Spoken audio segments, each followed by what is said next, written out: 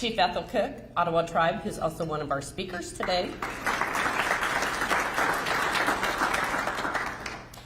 The new field rep for Congressman Mark Wayne Mullen is Crystal Campbell. Welcome, Crystal. Also, other speakers and special guests, dignitaries, Russell Earls, Ottawa County Commissioner. Michael Hart, City Administrator, City of Commerce. Bo Reese, City Manager, City of Miami.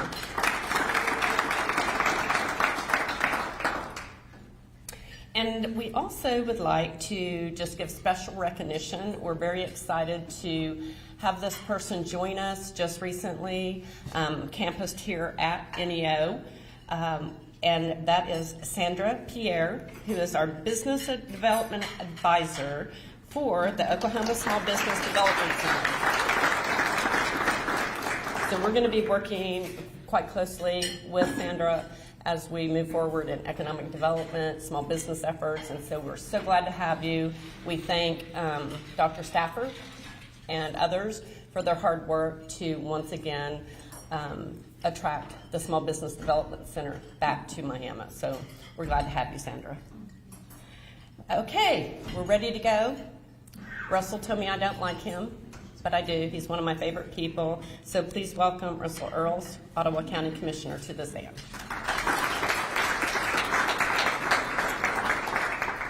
I told Cindy she must not like me. She made me go first. Normally when I go, I'm last and everybody's left. They're gone. So. Thanks, Jim. I was going to talk a little bit about some bills, and I see Representative Bayshore, he's still eating, so go ahead and eat, and I'll do that later. You know, county government's doing very well. Revenues are up, collections are up, our reserves are better than they've ever been. They're where they should be. And of course, we'll realize about $7 million through the CARES Act and ARPA funding. We've never had those kind of problems before, so they're nice problems to have.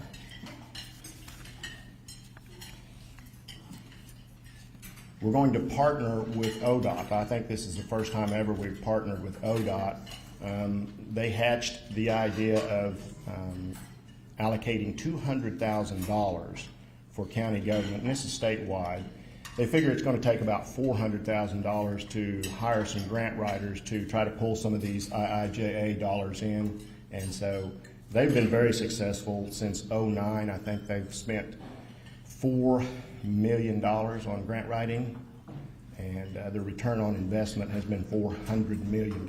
So I think it's a great idea for us to do that. We'll do that through our circuit engineering districts, which we belong to, CED1. That encompasses 11 contiguous counties. So it we'll pull the money out of our revolving account.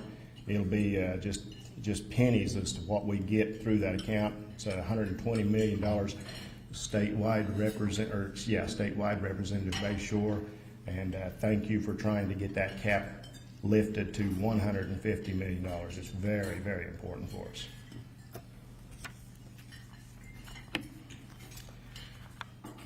You might remember the Rails to Trails, something I'm very passionate about. I've got a 25-year career working on that project, and Lieutenant Governor Matt Pinnell encouraged us to apply for that grant, a tourism grant, $375,000. We had 3 weeks to get that grant in, but with the team that we hired, we was able to get it in. You talk about jamming. We were jamming to get that in. Anybody that's worked on grants knows 3 weeks to get it designed and have the meetings that you have to have, get all the information together that you got to have. 3 weeks is not nearly enough time. But we got it in, and cross your fingers. We hope that that'll happen. We're partnering with the city and the tribes on this. I think this is a wonderful project. I'm very, very passionate about it. Route 66. We have 2 phases of Route 66, the north phase and the south phase. The south phase, of course, is over by The Votex Center in the north face starts just south of town here. It's about 3.5 miles. It's currently under design, so it's on our 5-year plan. It's been approved here locally, been approved at our Circuit Engineering District, been approved at ODOT. So it's been approved all the way up to the top, and it's fully funded. We're hoping to have this under construction and completed in '24 and have it done so that in '26, the 100th anniversary, we can celebrate with the piece of Route 66 right here in Ottawa County. Most of you know that the Ribbon Road here in Ottawa County only exists in Ottawa County, the 9-foot wide federal highway. I mean, when you think of a federal highway being 9 foot wide, it's kind of ironic. And the other part to that is we have 66 feet of right-of-way on Route 66. Statutorily in Ottawa County, well, let me back up. Statutorily in District 3 Ottawa County, we have 33 foot of right-of-way. So this is a project that we can work with. I'm very excited about it as well. Working with the tribes, a detention center, possibly a regional detention center. The tribes reached out to us, and Representative Bayshore may know a little bit about this as well. We've been working with our legislators now for about 5 years on a regional detention center. Started pre-COVID, and of course it just got delayed with COVID. We just shelved it, didn't even have talks. After a couple of years, we brought it back up. Then just literally out of the blue, the tribes called and wanted to partner on a detention center and asked if we were interested. Well, absolutely we're interested. So, you know, these partnerships that we develop statewide, none of us are an island. And we can't do hardly anything unless we partner on this stuff. And Ottawa County is so blessed to have our tribes, the state government, city government, county government, federal government, trust. Trust is an organization that funds the highway system as well. They're all great partners, and we can't do this stuff without them. So we're very excited about that. ARPA dollars. So currently, the application period is open. We're taking applications. We have funded Bolt fiber connection to the courthouse, the jail, and the, what else do we got here? Is that it, Nick? Yeah, 2 of those places. And then we also partnered with the tribe, the Quapaw tribe, on the new 911 call center. They broke ground, built a call center, brand new call center. That's something we've all talked about for 20 years. And they broke ground, built a new call center. We dedicated $1 million of our ARPA dollars to buy the equipment inside it and like 460 radios for all the units outside.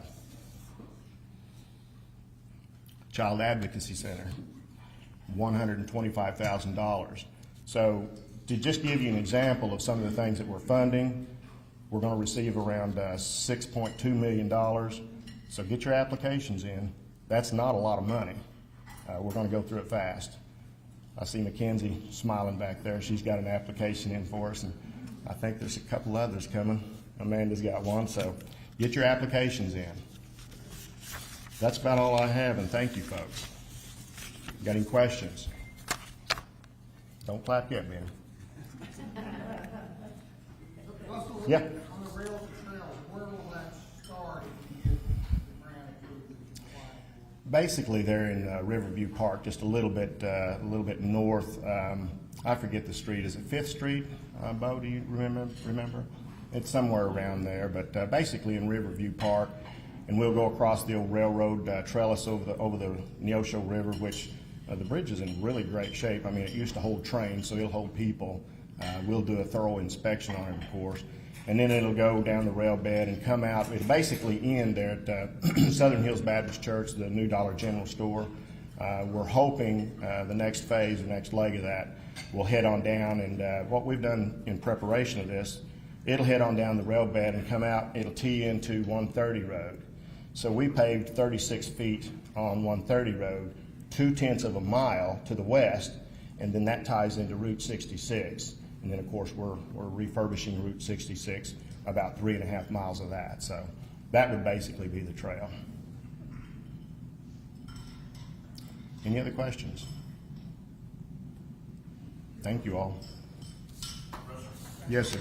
Is the road realignment there between here and Fairland at ODOT? Yes, sir. Yes, sir, I do. Thank you for coming up. Yes, it is. That's ODOT. Yeah, they don't like 90s, and so they're sweeping that just like they did when they went to Welch. We always call them dead man's curves, and they've taken those out. So thank you, Representative Bayshore. I had a couple of bills here that I wanted Representative Bayshore to talk about. You know, we track about 200 bills every year that the legislature brings forth. Some of them impact us negatively, some of them impact us positively, and I'll just say this. We've got the best of the best. I used to say the same thing about him, but he's old news. So we've got the best of the best here. We really do. We're so proud of Representative Bayshore. Whatever we need, he wants to understand what our needs are. He digs in and he makes it happen. So what we've got here, Representative Bayshore, if you want to talk about a couple of those bills, two of them you're author on, I think. Yeah, you're not talking about the drug courts ones. I don't really. I'll leave that Okay. alone. Okay, we'll leave that alone. One of the bills has to do with excise tax on vehicle tags, and Commissioner Earls. Well, first I want to say something about Commissioner Earls. I don't know if you all noticed this or know this yet. He won't say this about himself, but it's the Association of County Commissioners, which is a large group that it's very, very involved with the legislative process and county roads, anything county related throughout the state. Well, this is the new president of the Association of County Commissioners, Commissioner Russell Earls. I didn't know if everybody knew that or not. He doesn't talk about it, but I will. So it's always great to have someone in that position who is, and they have weekly meetings for anybody can come by from, I think it starts at 7. I don't ever get there that early, but I mean, it's 7 to at least 8:30, 9 o'clock, or however long you want to take to county commissioners. They come from all parts of the state. So this is our president. We're very lucky to have him. Thank you. So and it's just a fact. But, and then the bill that we were talking about has to do with excise tax. It does impact county funds just a little bit, but we had meetings with the county commissioners and came to an agreement that this is just more or less what we would call a common sense bill. So in Oklahoma right now, if you go and purchase a vehicle today and you have a trade-in, well, you're paying excise tax on the gross amount. There is no consideration taken for your trade-in or any discounts or anything that may be provided from the dealer or whatsoever. So I started doing some digging and thought, you know, this really doesn't make sense because Kansas doesn't do it that way. Arkansas doesn't do it that way. Texas doesn't do it that way. New Mexico, we're the only state in our region for sure. And I didn't even have to go. I didn't take it any further. That figures it this way. So later of session last year, I had an 83-year-old constituent that lives in the northern part of Delaware County call, said, I just had a vehicle I traded in and I traded down. I had $900 back for a vehicle that I traded in, and I got a less expensive vehicle. I came out on the plus side with the new vehicle. By the time she had to pay excise tax, she lost her $900 she got, ended up having to pay more. And she said, would you do something? Could you try to help? I said, yes, ma'am. I gave her my word. It's the best I could do. I would do the best. So we passed that bill on the floor 2 weeks ago, 92-0.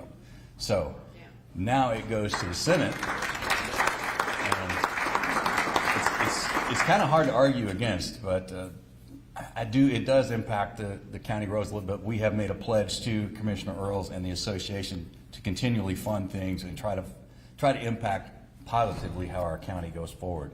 And so one was with the CAT bill. Commissioner Earls came to me last year. We were sitting at a diner in Fairland for breakfast, and he says, can we raise the caps right now? We have $150,000. We have to get engineering plans. That's all we can spend. Other than that, the engineering plans can be from $5,000 to $10,000 depending.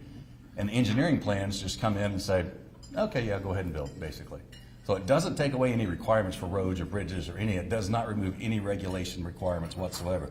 All this does is allow the counties to go ahead and move forward and make sure these roads and bridges are repaired appropriately without having to get additional engineering funds and just plans. And engineers were at first were a little, well, we don't know if we want to do that, but then after with county commissioners and talking, we were able to work that out. And so with the cost with materials, and that's what the price of, you might want to mention that the price of how asphalt has changed over just since we talked about it. Well, yeah, as everything, it's just going up. But the best example I can give is when I came in, and I'm embarrassed to say this, 1998, Asphalt was $16 a ton, and now it's 60.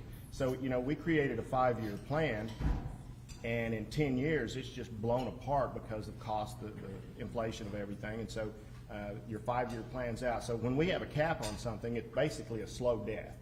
We have to have something that'll allow us to grow with the economy. If we're capped, we're dead. And that's what we've asked him to do on our funds, 130 to 150, as well as these other caps. So the bridges went from 400 to 800. That's exactly right. And so the point came up actually on the floor, I don't know if you saw that, is this enough? Do we need to go even higher? The association, I said, well, let's baby steps. Right. This will be a big help just for us getting started. So it's a great benefit, and it was Commissioner Earls' idea, and took it and ran with it, and we were able to pass that on House floor as well, and that goes on to the Senate. So I'm sitting I'm 6 for 6 right now. So far so good.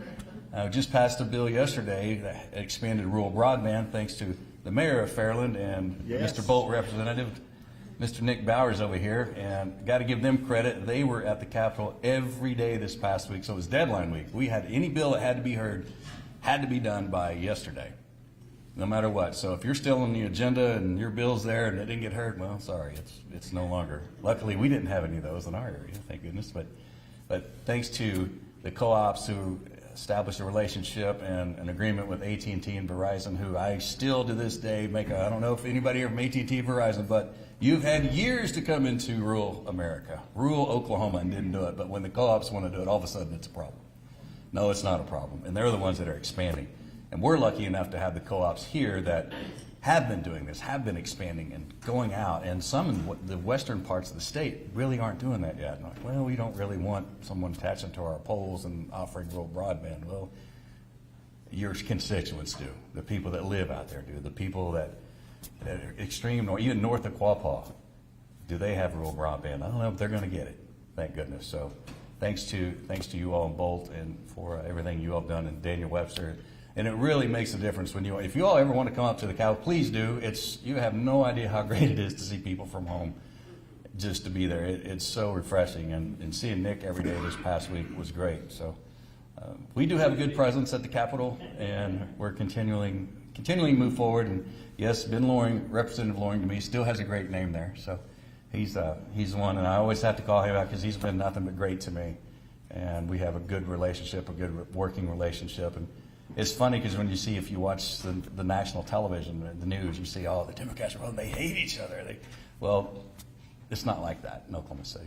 We can disagree and then get along right afterwards. And Ben is always one that worked with both sides of the aisle, and he still has that reputation. So I followed a good representative. So thank you, Ben, for being a friend. And thank you all for letting me serve. When I say it's an honor, I mean it's truly an honor. I love what I'm doing, and I love representing our district. So thank you.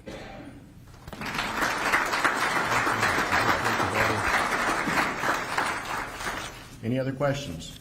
Yes. So I think it's great that we're trying to make Ottawa County more of a walkable community. One thing that I've wondered about for quite a while is just the relationship between the Department of Transportation and the county and the city related to crosswalks down our Main Street. I was just curious if there's anything in the works there or what we would have to do to make that happen. What's very important about that is that we put together a master plan, and if we identify where we want to go, and it includes crosswalks and down state highways, then ODOT has to honor that. But we have to adopt a master plan, and we're going to go to work on that immediately. That would be great. You bet. Any other questions? Thank you all.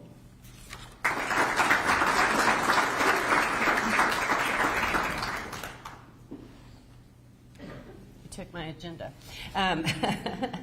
So our next speaker is Chief Ethel Cook, and although she is the chief of the Ottawa tribe, she also serves as the chairwoman for the Intertribal Council.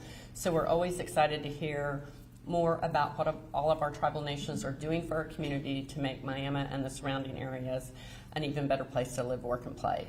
Chief, join me.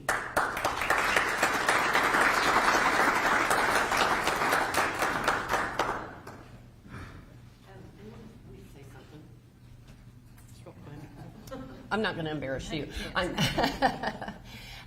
If you would not mind just holding your questions until we get to the end, we will have a Q&A, but it'll allow all of our speakers time to share their message with you, and then we can move forward with questions. Okay. These guys are too tall, so I got to. It's good to see you all again. I remember doing this a year or two ago. But yeah, I am president of the Intertribal Council, and we have 9 tribes that sit on that council. We meet the 3rd Wednesday every month at 9 a.m. at the Intertribal Council out in the Tribal Complex on 69A. At that meeting, we discuss a lot. We have state representatives there. We have, candidates that are running.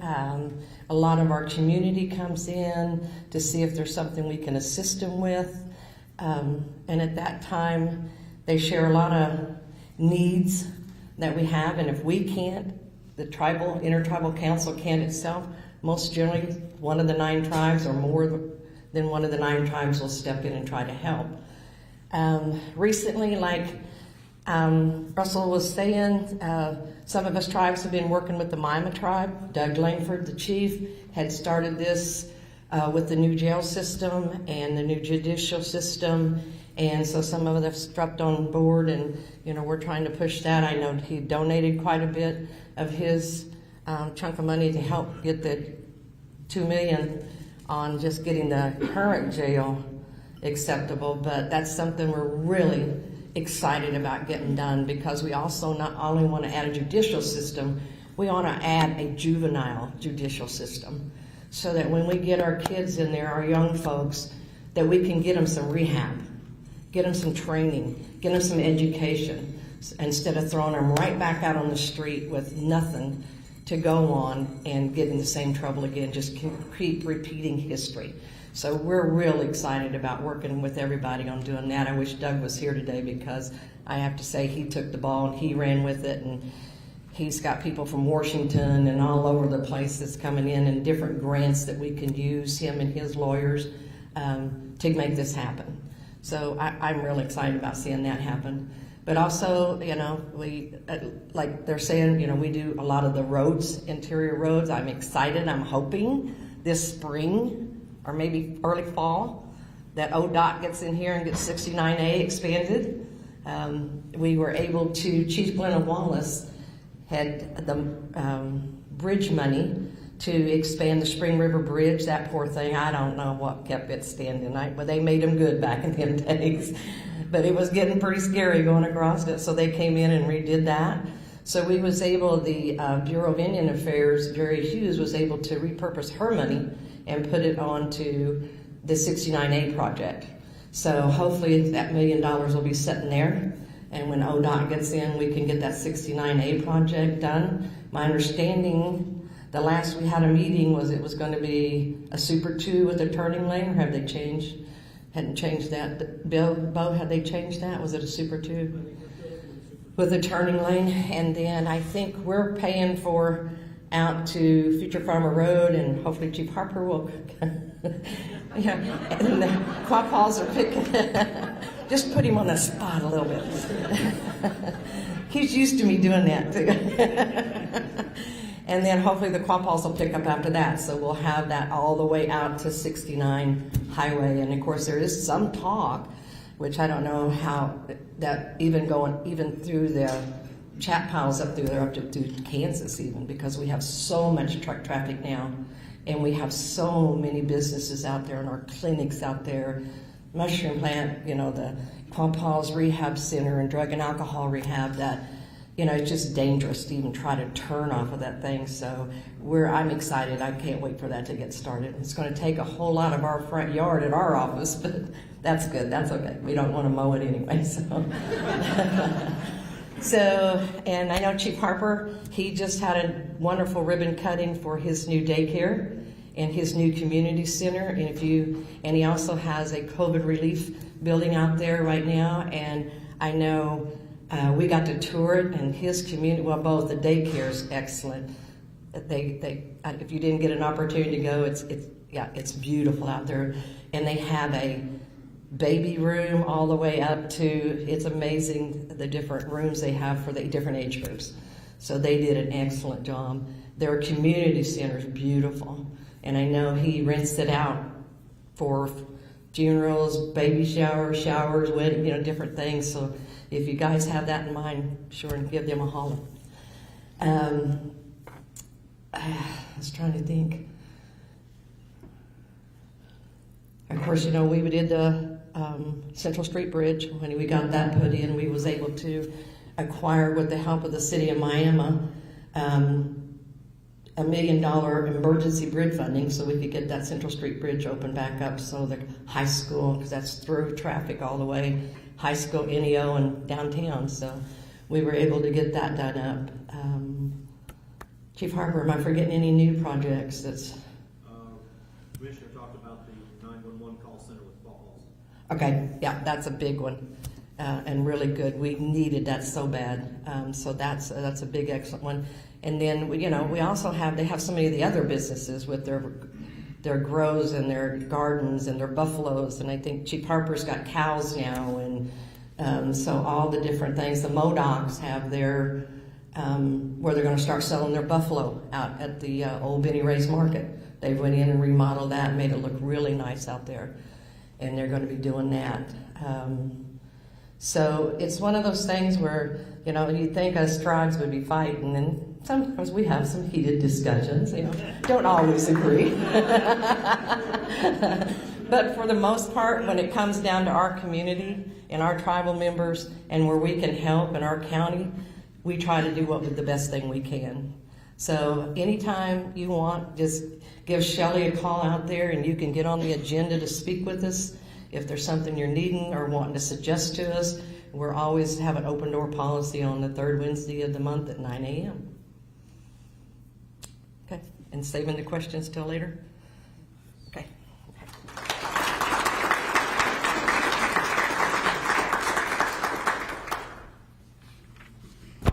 Thank you, Chief. Our next speaker up is Michael Hart, our City Administrator for the City of Commerce.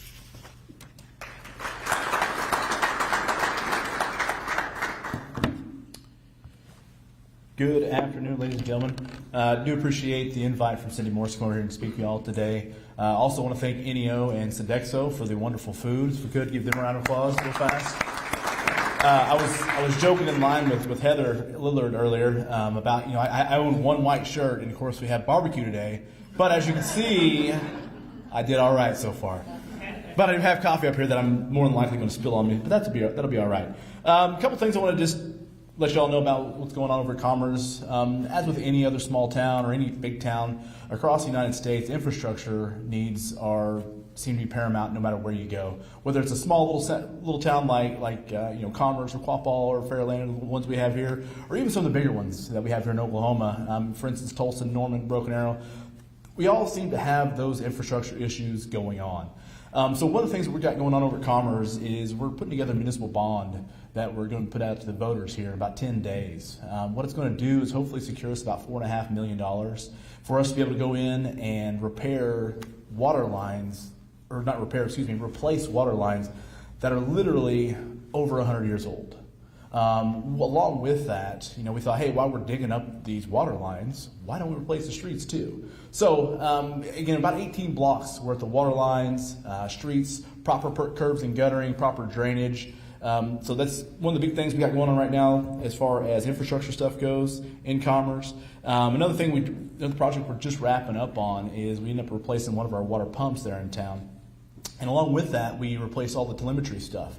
And telemetry is basically the water tower's ability to communicate with pumps to say, hey, send me some water, I'm getting low, or hey, shut the water off, I'm too full, etc. What we've been able to do with that is we've kind of jumped in now into the 21st century to where we'll be able to operate our entire water system off one of these things right here. It's actually a really cool thing that we're doing. We're still kind of working the kinks and the bugs out of it right now, but it really helps when troubleshooting issues that are going on in the city, because I'll get phone calls, hey, what's going on with this, what's going on with that, is the tower low, are we out of water? And before I'm like, I don't know, let's go find out. And so it's one of those things we'd have to go and look at a chart on the wall to find out what's going on. Now we have the technology that our public work director, Hill, and a few other people that we determined it needs to have this stuff. They'll be able to operate all of it right here on their smartphone, their iPads, etc. So that's something we're kind of proud of to be moving forward with.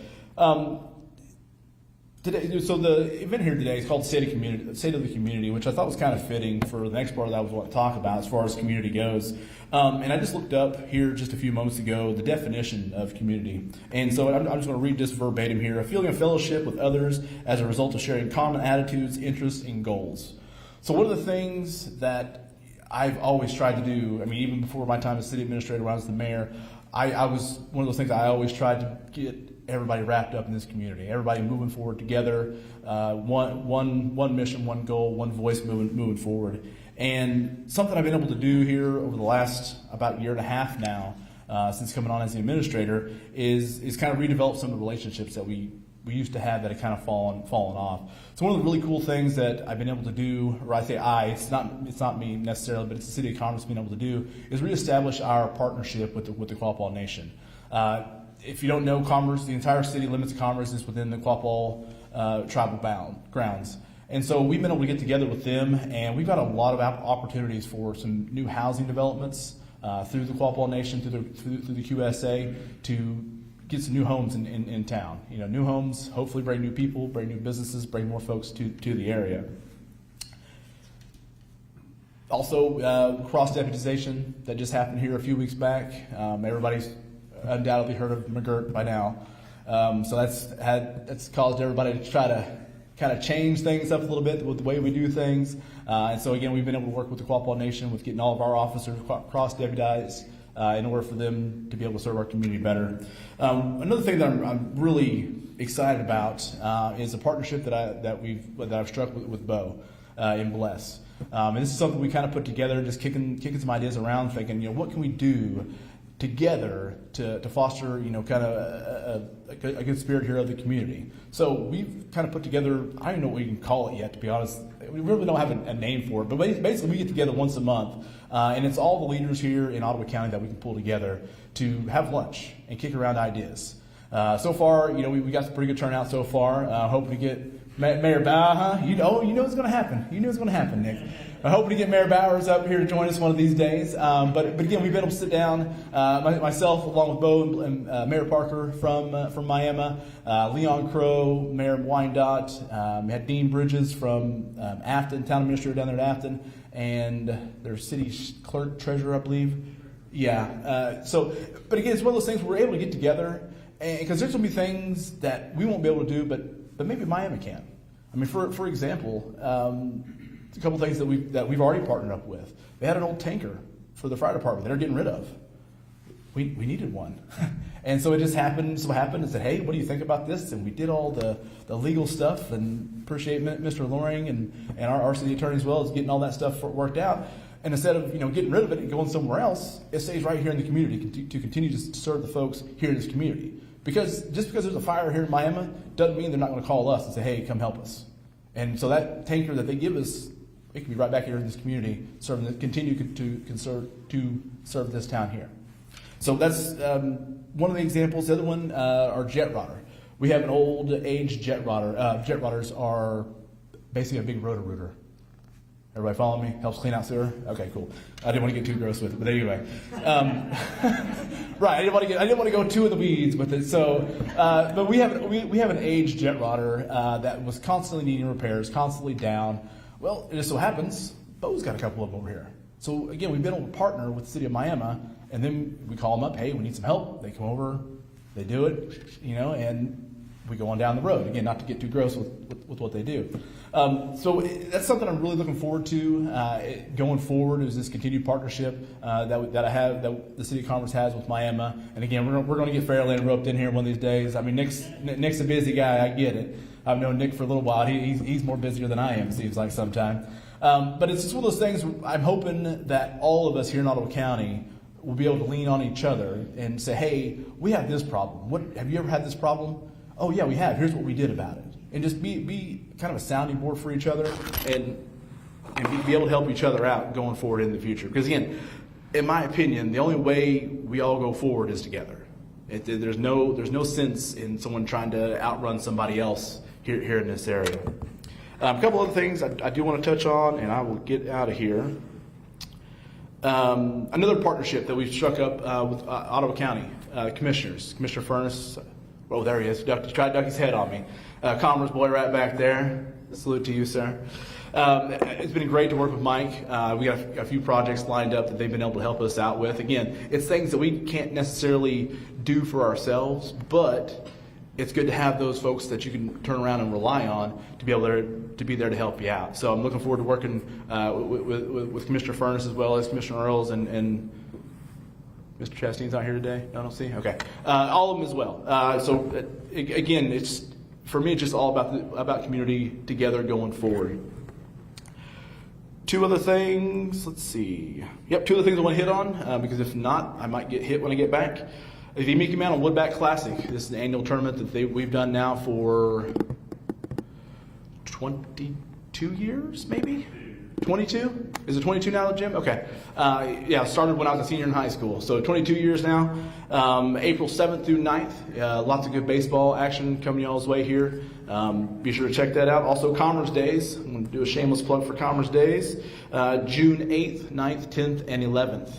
We'll be right there at the Commerce High School, back there between the football field and the baseball field back there. That is all I have for today. If you have any questions for me, direct them to Bo Reese. Thank you.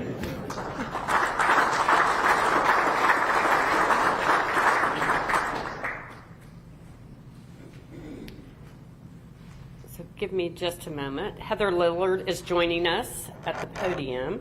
Heather serves, even though she started her own company called the Lillard Company, she also serves on our board of directors as treasurer. And we're very grateful to have her, and today she will be presenting on behalf of the Miami Area Economic Development Services. And I think you're good. Well, tech. We don't have to do this. You're good. It'll be like that, but. Okay, you don't want me to put it to. Okay. Perfect. So economic development is not my day job. I need notes, so just bear with me, please. So thank you all so much for being here. And as Cindy said, I do serve on the board. And one of the questions we often get from the community is, what is MAIDS? What is the Miami Area Economic Development Services, and what do you do? So I would first like to just briefly talk about the history of the organization. So in 85, and Rich, my husband, corrected me on this today. I think it's actually closed in 86, but it was announced in 85 when B.F. Goodrich was closing. And at that time, Miami's mayor, Dr. Bill Goodman, came to a gentleman, Chuck Goldenberg, which many of you in the room know, and tasked Chuck and other community leaders. And I just learned before this event that my father-in-law was in that group. He told me about it for a long explanation of that, and I have a lot of details on that now. But he also let me know as I was walking in that they met daily for months, these gentlemen, and I'm sure there were a few women in that, probably a gentleman in that group. They would meet daily to try to figure out how we keep Miami from just basically drying up. So really want to give honor and thanks to those gentlemen, which many of them have passed on, that got together and made sure that we could keep moving forward as a community. So a committee was formed, and that group commissioned what was called a Fantas study. And in that study were several recommendations to the elected leaders and the civic leaders, and one of those was to form this nonprofit organization, MAIDS, to do economic development and keep Miami progressing. So since then, MAIDS has provided advice and loan funding to many local businesses, in addition to assisting the city with recruitment of industry. One of those largest industries that I have been told that MAIDS was highly involved with was Tracker Marine. I mean, it was years ago, but there was a lot of involvement from MAIDS on the recruitment of that major employer. So as you can see, it's been in existence for many years, for over 35 years. MAIDS has continued to work kind of quietly behind the scenes for the benefit of our community and citizens. So I would like to take just a minute because a member of our community asked me a few weeks ago just kind of who is on the board, what is the structure of the board. So MAIDS is a 501c3 organization, and we do have an executive committee. And as you can see, I did kind of draw the short straw today too. I couldn't get Chief Cook to talk about MAIDS also. And I will speak about Charlotte Howe. She was our previous director and she's no longer with us. Otherwise she would be doing this. But so we do have an executive committee and then we have board members. So I would like to just kind of take a second for you to see who is on the MAIDS board and recognize them. And thank you for those that are here for serving on the board. So our number one priority now and always has been is taking care of the businesses that are here. That's called business retention and expansion. So nationally, 75% of all new jobs actually come from existing businesses. So assisting those existing employers that are here is our number one priority. A few ways that we've done that recently, in 2020, and when I say we, I mostly mean Charlotte Howe. Charlotte Howe did a wonderful job for us in the short time that she was our director. She was a master of connecting resources and providing solutions to our employers, and she did a great job of that. And she assisted over 27 companies with their PPP loans during COVID so they could keep their doors open and keep employees on the payroll. She also conducted and organized many job fairs in an attempt to help with workforce issues for our employers, which is, as we all know, a very big challenge for all employers right now. MAIDS also played a supporting role in 4 major expansion projects across our community. And then also, because of workforce being such a critical issue, MAIDS works very closely and wants to continue working very closely with our area high schools, NEO, Northeast Tech, to develop these training programs that encompass the skills that employers are looking for and need when those students leave those organizations. We also played a key role in securing the new call center here in town, Communication Solutions, which actually has over almost 200 jobs now. And when they did come to town, their rate of pay was a little higher than some of our factory jobs and area manufacturing jobs. So what that did was encourage those companies to increase wages across the board. So that's been a great thing for our citizens. Another event that MAIDS, actually Charlotte, created in 2020 was our very first Native American Economic Development Day. And this turned out to be a very successful day. I'm sure that those of you in the room that attended that would agree. And it was just a wonderful day for us to be able to showcase our local tribal governments and really celebrate their successes and what they're doing for economic development in our community. And then a chance for them to meet with potential investors to discuss new business ventures as well. So as we all know, our tribal partners are such a vital part of our community. So this was really a great event. This year we didn't do it in last year, right?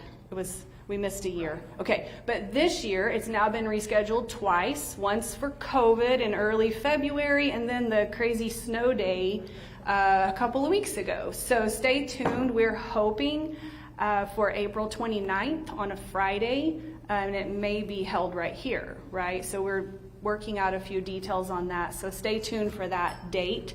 We'll be releasing that soon. So what's ahead for MAIDS? And this is just a very short list. I didn't want to go into everything, but there's some great things happening on our board. I think we truly do have a great group of people right now that are passionate about Miami and want to see it move forward. And I'm going totally off script here, but I sat through 2 baseball games in Pryor, Oklahoma a few nights ago, and I just, the longer I sat there, I'm so happy for Pryor, don't get me wrong, I mean, and that's what Google can do for your town, but I got angry almost, and I got motivated, and I got this fire in me because I saw what those youth in that community is getting to experience because of economic development. And I also see the talent pool that it brings to sports teams, as our sports team got pummeled twice. So the competitiveness in me just came out. And I think I even texted a couple of people on our board and like, okay, enough's enough. It has to change. We have to do something. And I think that what you will see for those of us that are on the board now, I think we share that passion and really want to help make a difference. So all of that to be said, we did go through a strategic planning session with Jim Fram. Jim Fram is an economic development consultant and chamber consultant in this industry, has been in it for 35 years, very well respected, led our board through a strategic planning initiative, and we just got to dream. And what does this look like? And maybe our focus has been too large in the past, and maybe we need to narrow that down to just 2 or 3 main initiatives. And that's what we've done. And we actually had a work session and brought in some community stakeholders and city representatives, because that's what it's going to take, is all of us working together, not just the people on MAIDS deciding what we do to move forward. And it's taking everybody working together. And so we've narrowed it down to a few of these initiatives, and we've been working with Lynn Forkham to move us forward even a little more on finding out what are the hows of these initiatives? How do we do it, and creating measurable goals so that we really can have some accountability for MAIDS and accountability for our new director. So when they come in, they know what's expected of them, and then we are going to be able to know how we measure what they're doing and hold them accountable as well. So these are just some exciting things happening. We do want to 100% focus on taking care of our employers that are here, bringing them resources and workforce, which obviously we know is a national issue right now. And so not just saying, oh, we have companies, because we truly do have companies here wanting to expand, existing manufacturers wanting to add hundreds of jobs, but they don't have the workforce. So then they don't have the workforce. Instead of just saying, well, we can't do it, we don't have the workforce, let's dig and find the problem and work with the city, work together. What will it take to get workforce in Miami? Is it housing? What is it? Is it training programs? So let's try to be a part of the solution, is what we want to do at MAIDS. And then recruitment of new industry. As we know, that is important, but that's not going to be when we get our new director in, he or she, we're not going to say that is your number one priority. Of course, yes, that's wonderful, but let's, like we said, take care of those that are here and make sure that we can support that new industry with workforce when we do get it to come in. In these training sessions, it was wonderful to just dream, and there's all the conversations about quality of life. And that's what it's going to take to bring these industries here. We got to kind of shine it up a little bit, clean up the car a little bit, to say, and make people want to come to Miami. Bike trails, all of the things that Russell talked about earlier are so important. So we got to dream a little bit, and then just kind of some questions, what is Miami going to look like in 20 years? What do we want it to be like in 20 years? I personally want at least a couple of my children to want to come back to Miami or stay in this community. So hopefully, have grandchildren around here someday and not in another state, or, so that's kind of my motivation. Lastly, in closing, I do just want to make sure that everybody's aware that Charlotte Howe, our previous executive director, has resigned. She chose to, she's working from home doing consulting work and to take care of an ailing family member. So I mentioned Jim Fram earlier. We've actually hired him to conduct a talent search for us for that new director. And so that will be a nationwide search. He's very connected regionally in the economic development world. And not to say that we think that person is outside of Miami right now. That talent could be in Miami right now. But we're actually going to lean on him to help us vet that talent and use his economic development expertise to help us go through that process.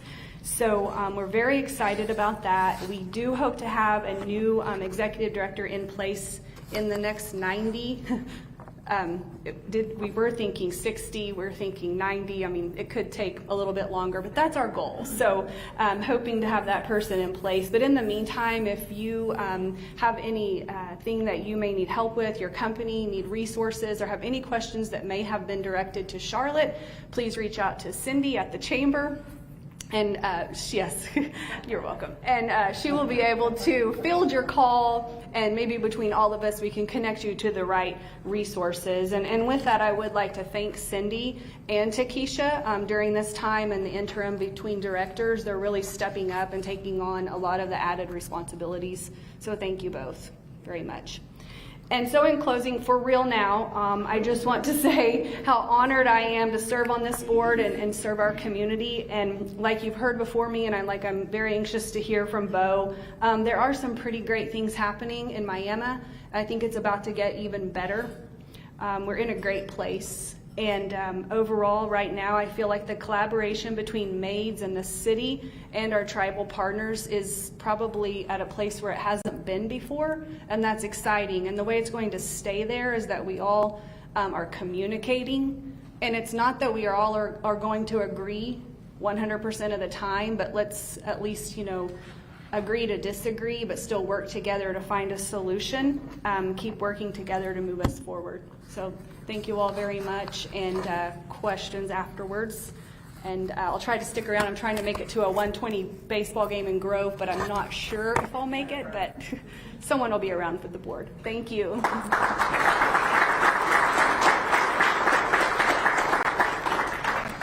Well, and our last speaker is a person that I know we were very excited to have him come back home to Miami, and he has just proven to be a godsend to move us forward and also to keep Mayor Bless Parker under control. So at this time, Bo Reese, City Manager, please join us.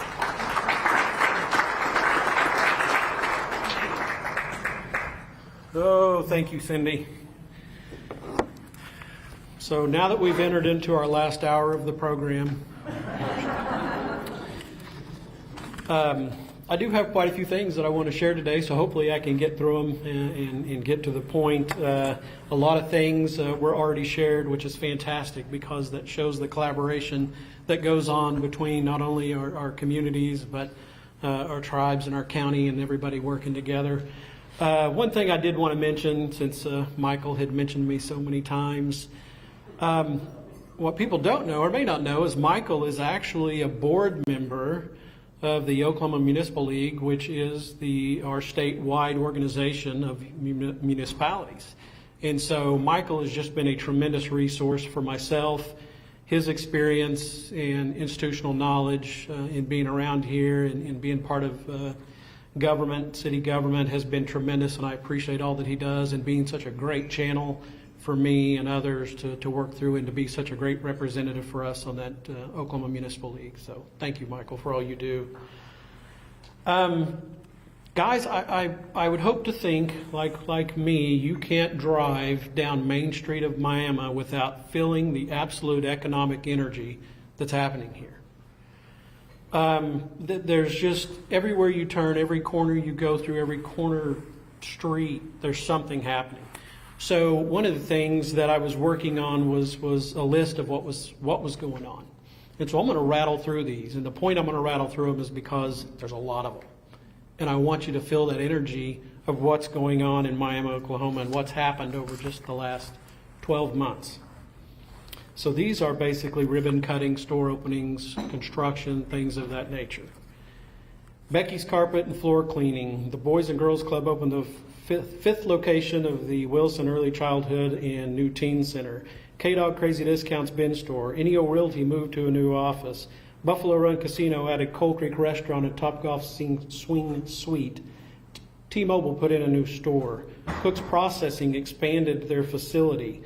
Dunkel Insurance Agency, Ottawa Tribe's Otter Cove Restaurant, Peoria Tribe's Longhouse Community Center and Emergency Response Center. Family Dental Associates expanded their facility. One Church put in a new facility out here east of town. Arby's completely remodeled their building. Miami Tribe's Tiny Housing and RV Project. Miami Fireplace and Stoves moved to a new location out east. Daily Deals Bargain Bins has put in a new store. Harps is coming in and replacing our Marvin's store. Zach's Cafe has changed ownership. Pete's has not only bought multiple sites, has built one of their sites already on Main Street, and hopefully soon we'll be starting another facility out east of town. Lake Health and Chiropractic. Eye Protect has put in a new facility, and of course our new 911 center that was mentioned earlier is going in. And that barely touches the surface. Those things are just so exciting to see what's happening, what's going on, and how we're moving forward. There are obviously many more of those type things in the works right now that some of them are so sensitive we can't even talk about them. I know you hear that a lot, but it's true. We've got a lot of business transactions that are going on that I hope to be able to share in the very near future, but they're really exciting and they're what's moving us forward. Of course, along with just focus on economic development and the importance you've heard behind that and what Heather shared with you all today, there are many other things going on in Miami that we have to continue to focus on as a municipality. You can't stand up here and talk about what are we doing in a municipality without talking about public safety. Crime continues to be a challenge in Miami, Oklahoma. We're watching numbers all over the board, and we've had significant changes, as you all know, in the legislature that are driving, I think, a lot of these challenges that we're having, and we're going to have to stay on top of that. We're going to have to keep pushing that, because here in the corner of Northeast Oklahoma, where we touch so many other states that don't share our same statutes, it hurts us. We're the ones that are being affected by it. But please know that there is a lot going on. There's things that are going on internally where we're working together. We're putting together some strategic groups to start talking about how together between the city of Miami, the county, NEO A&M, partnering cities and towns, law enforcement, obviously our tribal law enforcement, everybody working together to start talking about how are we going to solve these problems. Obviously, the 911 center is a huge opportunity for us there. The cross-deputization is so important and so critical. Those are the things that we're doing here now today to start trying to create an impact. But don't think for a minute that there's not a lot of things going on, and we're going to keep pushing in that direction to help solve some of these major problems. The other thing that we work on, and Heather mentioned a little bit this about fixing up the car, beautification. Beautification in Miami is extremely important. We're doing this through a lot of efforts of our code enforcement is really important. We've pushed out a new initiative with the International Property Maintenance Codes in a program. We're also having to hire new resources and staff to come in and help carry out these programs, because we've got to clean up our town. We've got to get the stuff off our lawns. We've got to get our properties improved. We've got to get, dilapidated structures tore down and vacated. So we get, if they're in a flood zone, we got to get them back to grass, get them cleaned up and out of there so that we don't have people living in old houses. Squatting in old houses. And then we've got to get out and get these other houses that aren't in flood zones repaired and turn them into livable structures for the citizens. So those are obviously all major things that we're working on in the city. Infrastructure continues to be a focus. Streets have always been a challenge in Miami since I can remember. They're still a challenge today. Streets are expensive. Streets take a lot of manpower, a lot of resources to manage and maintain, and there are no revenues out there being generated just towards streets. I mean, that's why there's a challenge on streets. You either have to go out and generate some type of bonding to get money to go towards it and find these funding sources, or we utilize what we got. And in city government, that can be really challenging. But we have a lot of great projects that are going on. You'll see a lot going on in the northeast part of the town, where we've got water projects, the street projects, resurfacing, curbing, water lines going in. Those projects have been significant and are going to be continuing ongoing. We had a great study from Geotech that came in and did an engineering study for us to look at the composition of some of our roads.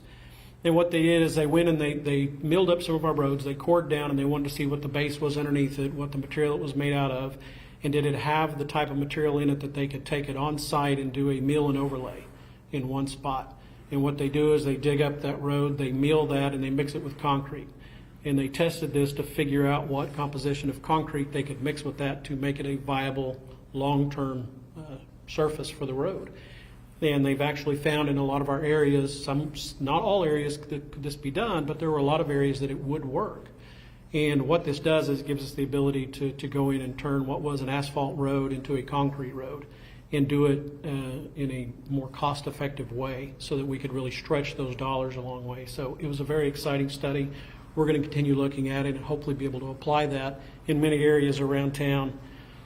Besides streets and some of those types of infrastructure, of course, we've got our continued water infrastructure challenges and programs that we're doing, as well as sewer water that we're constantly managing. We've got a $3 million sewer line going in out at 69A that is being wrapped up.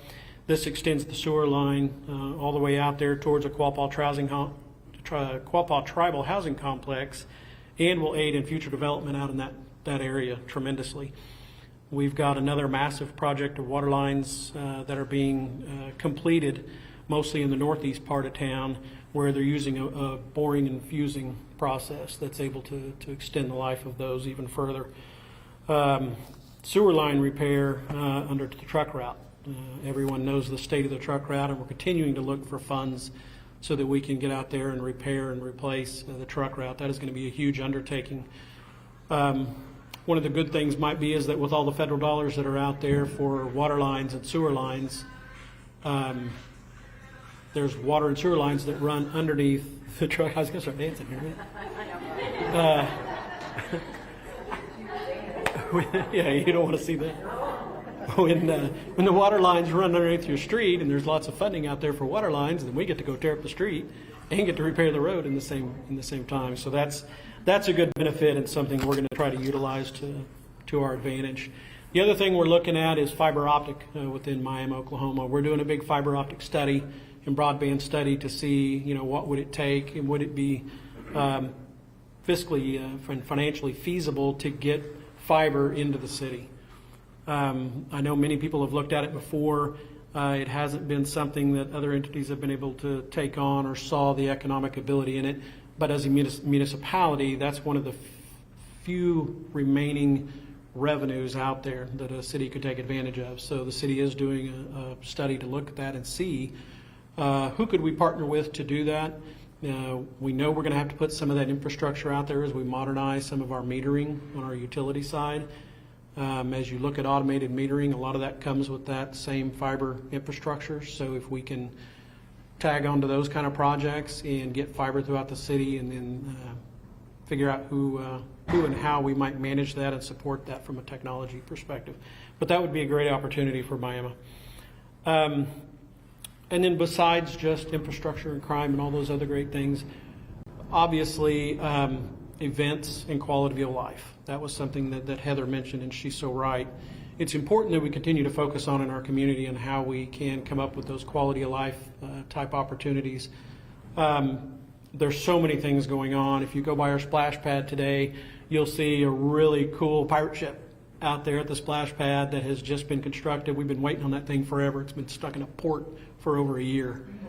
We finally got it put together. It's really neat. It's huge. It's not open yet because we're waiting for some safety equipment that's going to be for keeping kids safe as they play on it. The other thing we've got going out there is some ADA compliant swing set that's going in with the TSEC grant. Really, really neat opportunity to get out there a swing set that is modified for a wheelchair. It'll also have a full adult body swing out there. Really neat opportunity for us to add that to our park. And then, of course, being able to partner with our Miami tribe, Ottawa tribe, and the Shawnee tribe on a really cool outdoor learning facility that's going to be there at the Splash Pad Park. That is going to be really neat, guys. The drawings of this thing are phenomenal. It uses a lot of the natural landscape and integrates into the park so that it's not just plastic and metal, but literally uses the hills and stones and timber to build a really neat outdoor learning facility and park. So that's going to be coming very soon. We hope to break ground on that sometime this summer. And then Mural Fest is coming up. That's another great beautification opportunity. Not only a great event where we can get out, have some fun and food and activity here in town, but we'll have 11 muralists and a few local artists painting there. It'll be on the 100 block of South Main Street, and a really great, neat opportunity for us to beautify some of the downtown and then have an event while we're at it, right? And then GR Cemetery will have a Memorial Day program going on here really quick. And then July 30th and July 29th and 30th will be our second annual Miami Route 66 Music and Heritage Fest. So second annual, gonna be bigger, gonna be better, gonna be fantastic. Amanda's been working her tail off trying to get all of our acts nailed down and things put together. We're gonna be moving really quick on that to get everything pulled together for that event. We had really great partners last year. We're hoping to really get people to see what we did last year, come work with us, be a part of it, and invest in this program for the community. It's a great way to give back to all of our citizens with this free event. So if you're someone that participated last year, please come work with us and help us do it. If you saw it last year and weren't able to participate, we'd love to have your support and help. Obviously, again, it's a free event, so the city is trying to build sponsorships to get that done. But we had a fantastic turnout last year, so obviously people were wanting something like that to go do. So we think we can do it again this year and have something even bigger and better. So really looking forward to that. Other events, of course, that are going to be going on. We're going to be scheduling a lot of concerts across town. We're going to have more entertainment at our beautiful Coleman Theater, banquets, craft fairs, farmers market. Do not miss the farmers market. Since they've moved out there to the fairgrounds, they've really spread their wings and turned that into a really neat thing. So everybody, if you get a chance, go out there and see what they've done to expand that farmers market here in Ottawa County. And then one of the other things we're focusing on in Miami is obviously communications and transparency. We've recently had a new hire. Melinda Stotts has joined the city of Miami. Many of you know Melinda as a past writer here in town for the Miami News Record. Of course, she worked for CASA for quite a while. And now she's joined the city and is going to help us with some communication efforts. And part of that is just knowing that communication is key. We've got to communicate internally. We've got to communicate externally. And in government, we want to be able to communicate with our citizens. We want to be able to educate. We want to be able to answer questions. We want to engage and make sure that they're engaging in their government. And to do that, we've got to get information out. So she's going to really be key in shining a light on things that we want to push out. She's already hit the ground running on a few things that as soon as she got in the door, we had to get press releases out. And of course, that generates a lot of buzz, but she's done a great job at getting in front of that and helping get information out. So if you have any questions for her or something you want to work on with the city externally, come holler at her and see if there's something we can do together to partner on. Of course, all this great progress and projects wouldn't even happen without a solid financial base. So to kind of give you an idea of where we're at, we're just starting. We're really kind of in the throes of preparing our budget for the 22-23 fiscal year. Jill Fitzgibbon, thank God for Jill. She's been there a long time. She knows all the ins and outs of municipal finance. She does an amazing job at tracking every single penny that goes through Miami. She knows where it's at. She knows the accounts it's in, and she watches them. And by golly, she keeps everybody in line and makes sure that we're tracking everything and dotting the I's and crossing the T's to make sure nothing gets by. So big thanks to her and all that she does to help us prepare the budget. So guys, after nearly 2 years of increases in our sales tax, we finally saw a blip. We finally, this March, we finally saw the dip that we've been wondering, is it out there, is it coming? Because we've seen these crazy increases in our sales tax and usage tax month over month, year over year now. So March is the first time in almost 2 years that we haven't seen a significant increase. Now, even though March had a little dip compared to last March, it's still way up over March before that. So I tell you that we obviously are going to be careful, and we're going to be very fiscally responsible on how we interpret the data going forward as we watch carefully, like everyone, to see where the economy is going to go. We've had a lot of positive experience over the last 2 years, But we want to be careful and watch and see, is it going to maintain? Are we going to continue seeing growth? Are we going to level out? Or are we going to go down? With all the things going on overseas and the issues that we're going to be seeing with increased costs for fuel and food, products, sometimes the inability to get products, for our stores to get products to sell, all of those things greatly impact our sales tax. And as you all know, in Oklahoma, your municipality is really driven, the revenue source is driven by our sales tax. So we have to be very cognizant of where the economic winds go in that aspect. So we'll be watching it very closely. Things are still positive. Our hotel tax, the receipts for hotels have been tremendous. They've continued to trend up. I'm showing here that in 8 months of this fiscal year, we've seen a 54% increase in our hotel receipts overall. That's tremendous. That's telling you that tourism is strong. People are still getting out. They're coming to town. They're doing things. They're going to the casinos. They're coming to the events. That's fantastic. We want to continue pushing that initiative throughout the summer so that we can drive those new dollars coming into our community. And I know our team does an amazing job and has a very strong spring campaign launched to help keep that up and keep the visitor spending in Ottawa County strong.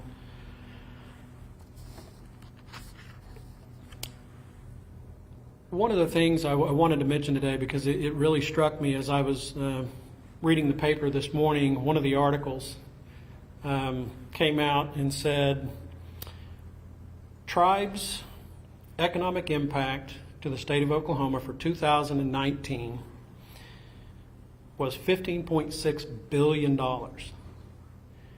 And I kind of smirked and I said, yeah, Ottawa County, we know that. That doesn't surprise me a bit. And I thought how awesome that was, and I'm glad they put it in there, of course, to show how much the tribes give back to Oklahoma. But it's just such a telltale that here in Oklahoma, we're so blessed to have such great partners with 9 tribes here in our little corner of the state. But that's just proof, once again, that they are a tremendous force. And it's awesome that they're here with us today, even partnering with us to make sure that we move forward as a community, as a people. And it's awesome. But again, I just can't thank you all enough and know that those numbers will continue to trend positively. And I thought it was really neat, and I'm glad they recognized that. So as I wrap up, there's something here that I wanted to read to you, because this was put together to kind of wrap up kind of where we're at as a city. So each and every City of Miami employee wants to earn the reputation of working to ensure Miami is a great place to live and to call home. The only way to do this is to work so our words become good deeds and accomplishments to the highest level of our ability and for all of our community. Together with our community partners, including tribes, clubs, and organizations, churches, businesses, industry, and citizens, we can achieve great things, better our neighbors, help and lift each other to exceed expectations for the city we choose as our hometown, to create a place where we all dream of what we want the generations to come. The right time is now. We are all ambassadors of our city. We are all capable of causing change and of making progress. Let our efforts continue, grow, and exceed in all we do. I just really liked that and wanted to share with you all. So thank you all for having me here today. And I think now we can answer any questions you all have. And let's open that up to any of the speakers if you have questions. So we'll moderate all of them. Sure. This is probably even portable. All right. Any questions? Yes, ma'am. You mentioned that you want to kind of refurbish the outside of the car and beautify Miami. And one of the biggest areas of concern is obviously some of the homes that are older and dilapidated. I've seen, a lot of cities that have had tremendous success when they actually auction off and sell those properties for like $1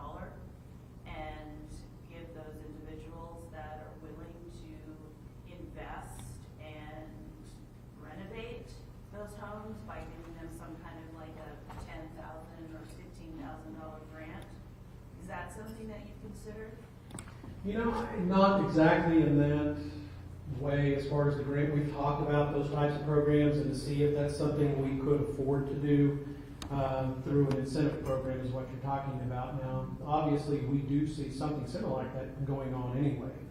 We have a lot of properties in Miami, obviously, that have been damaged, and a lot of them are damaged to the point of being, they can't be rebuilt. And that has a lot to do with FEMA and the regulations of when and where something can be rebuilt based on the flooding maps.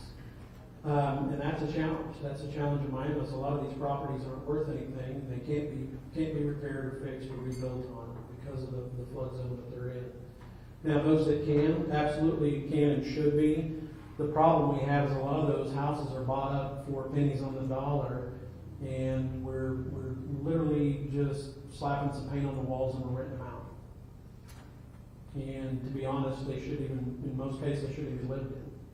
We've got to make sure that we as a community aren't allowing that going forward, because the problem is they're renting these out for high rent dollars. We have a very high rent base. We have a high rental over purchase.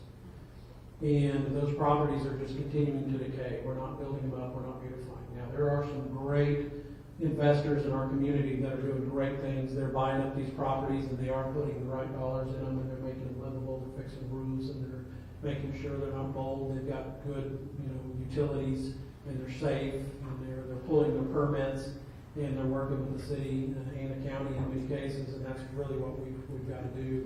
We did get a big grant this past year to tear down, I think, was it 13, Jill, or 12 properties? To tear down 12 properties, which to go in and tear down properties is extremely expensive. And we did get a massive grant to go tear down these. Several of those, I think 3 or so, were actually commercial properties. The rest were residential, and the great thing is we can go get those tore down, and if they're in a flood zone, they'll be put back to dirt and grass. If they're not in a flood zone, then they'll get put back in a position that somebody can come in and build them. And we certainly want to see that happen, where we go in and build where we can, create some, we need rooftops really, really bad. Well, you mentioned the council adopting the National Property Management Code. Yes, sir. Could you elaborate on that just a little, because I don't think most people really understand how significant that's going to be to the city's ability to get rid of some of these old houses that are being rented, just slap paint on it and rent. Right. So the International Property Code is obviously a set of codes that you have to uphold when you go in and renovate a piece of property. And obviously the goal there is we want to hold everybody accountable to that same standard and make sure that when somebody goes in and renovates, they're not just slapping lipstick on a pig and they're actually doing it right. So the way that we can do that is before you get the ability to turn on the utilities in your property, we're going to come look at it. We're going to come do the property inspection, and we're going to make sure that it was done right. And if it wasn't done right, then you're not going to be able to fire the utilities up at that facility. Now, I know that is a challenge. It's going to be a challenge for us because it's going to be resource intensive. We've got to be able to get boots on the ground. We can get out there and do this timely so that people that are really working hard to build these houses up and get them back on the market, they're not waiting on us. We completely agree and get that. And that's why we're adding resources so that we can keep up with that. But that is a program that's going to be rolled out in phases so that we don't just jump out and put a stranglehold on the development. But we're rolling it out now, and there have been a lot of great communities have shown great progress using that program, and so Miami's going to be adopting that, and we've had multiple meetings called PACE meetings, where we're inviting everyone, all the property owners that want to learn about it, to come in and understand what we're trying to do. So if anybody has any questions, holler at us, and we'd love to sit down and explain it to you, because we're not here to hamper the investment in our community. We want to enhance it. So to Rudy's point, we all want to make sure we're doing it right, and if there's things that you think we could do better, come tell us, because we're all ears. But that is something we've got to do better. It's a great program.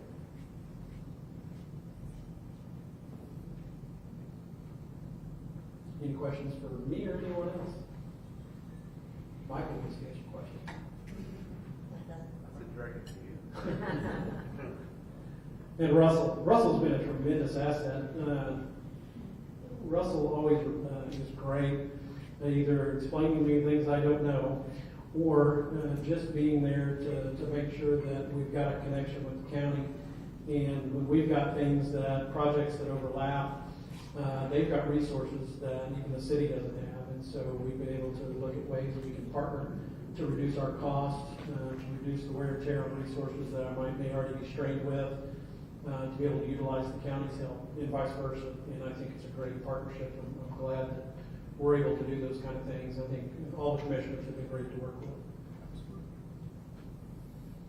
Bo, I was just going to say to Rudy's question, since the implementation of that code and some reality coming through those meetings, there's probably been 60 to 80 units of properties that are already being dumped by some of the homeowners. So that's encouraging. It is encouraging. Anything else? We're talking about big trash pickup, cleanup day, rate increases on utilities. Really cool things going on. The biggest question we've had. Yes.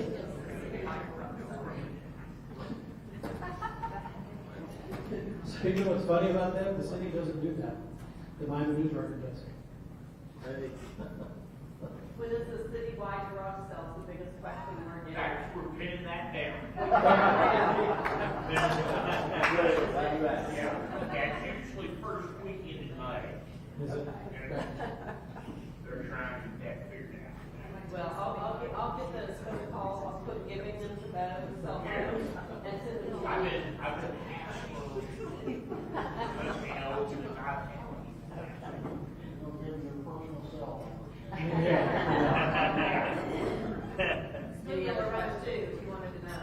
The spoon bill are running too, if you wanted to know. Yeah, the spoon bill are running. I do have questions for you. Awesome. Okay. Thank you. Thank you so much, Bo. You bet.